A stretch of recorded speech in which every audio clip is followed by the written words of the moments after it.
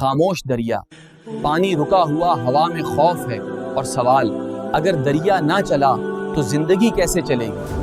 دریائے نیل سوکھ رہا ہے، کھیتی برباد ہو گئی، جانور بھوک سے مر رہے ہیں، کیا ہوگا ہمارا؟ اور پھر مدینہ سے ایک مختصر سا خط روانہ ہوتا ہے، نہ تلوار نہ فوج، صرف ایمان۔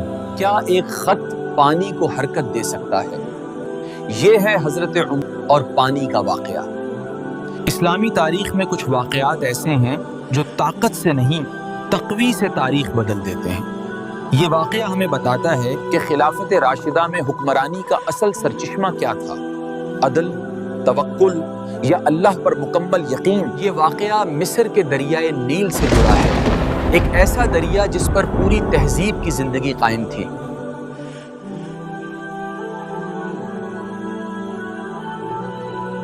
اور ایک ایسا خلیفہ جو خود کو خادم سمجھتا تھا، حضرت عمر بن خطاب رضی اللہ عنہ۔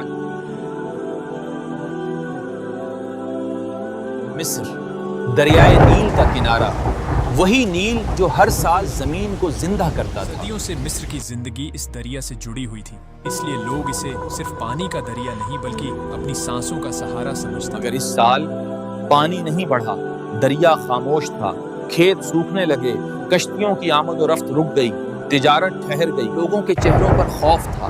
یہ صرف پانی کا مسئلہ نہیں تھا، یہ زندگی کا سوال تھا۔ نیل کا پانی کم ہونے لگا، کنارے سوکھنے لگے، نہروں میں بہتا پانی رکنے لگا، کھیتوں کی مٹی پھٹنے لگی، فصلیں برباد ہو گئی، اناج ختم ہونے لگا، جانور مرنے لگے، بچوں کے چہروں پر بھوک کی پیڑا صاف دکھنے لگی اور ماؤں کی آنکھوں میں ڈر بس گیا۔ پورا ملک ایسا لگ رہا تھا جیسے خاموش موت کا انتظار کر۔ مصر کے گورنر حضرت عمرو بن العاص رضی اللہ عنہ پریشان تھے۔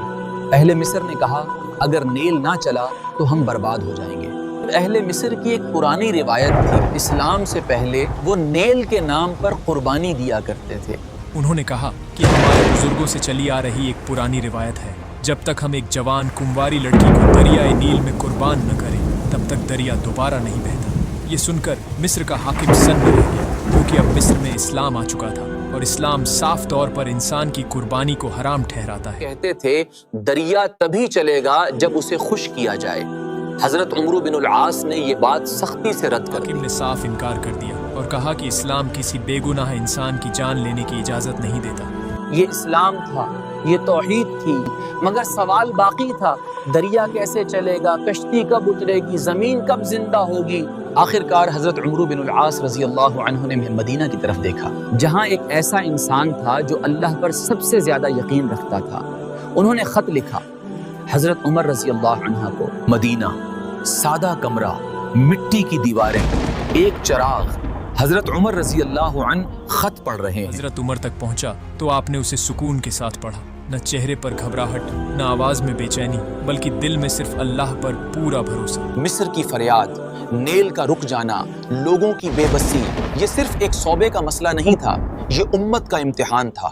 آپ نے نہ کوئی لمبی میٹنگ بلائی، نہ کوئی فوج بھیجی، نہ کوئی دنیاوی انتظام کیا، بس ایک چھوٹا سا خط لکھا اور فرمایا کہ اسے دریائے نیل میں ڈال دیا جائے۔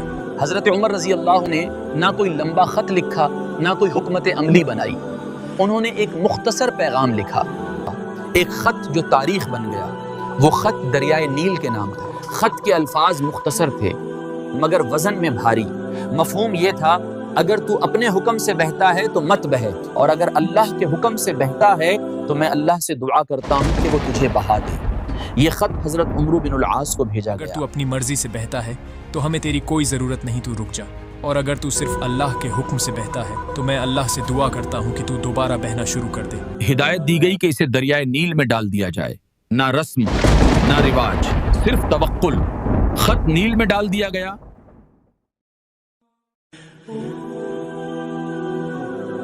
رات گزر گئی، خاموشی چھائی رہی، دل دھڑکتے رہے، اور پھر صبح۔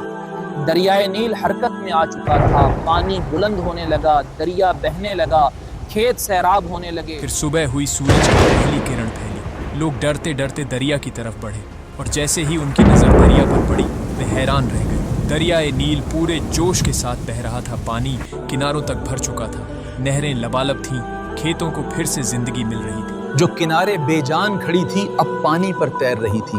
یہ صرف پانی کا بہاؤ نہیں تھا، یہ توحید کی فتح تھی، یہ شرک کے خاتمے کا اعلان تھا۔ اہل مصر نے دیکھا کہ دریا کسی قربانی کا محتاج نہیں، وہ صرف اپنے رب کے حکم کا تابع ہے۔ حضرت عمر رضی اللہ عنہ کا یقین ایک دریا پر غالب آ گیا۔ یہ لمحہ اسلامی تاریخ کا روحانی عروج تھا۔ لوگوں کی آنکھوں سے آنسو بہہ نکلے، وہ سجدے میں گر پڑے اور اللہ کی قدرت کا اقرار کرنے لگے۔ اسی دن سے وہ پرانی جاہلانہ رسم ہمیشہ کے لیے ختم ہو گئی۔